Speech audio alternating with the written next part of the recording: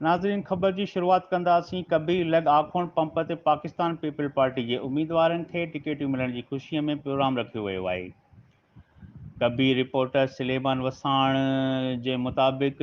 कबीर लॻ आखोंड पंप ते पाकिस्तान पीपल पार्टी जे सीनियर रहनुमा सरवरी जमात जे रुहानी पेशवा मखदूम जमीन अल ज़मान जे कोऑर्डिनेटर सैयद मुमताज़ शाह, रईस आखोंड जावेद सिद्दीकी, आखोंड अब्दुल लतीफ़ सिद्दीकी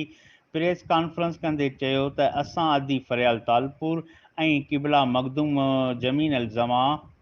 जा शुक्रगुज़ार आहियूं, जंहिं असां ते भरपूर एतमाद कंदे पाकिस्तान पीपल पार्टी जी क़यादत खां टिकेटियूं ॾियारियूं। UC Uderolal station, UC Uderolal village, UC Sher Mohammad ठोरिया,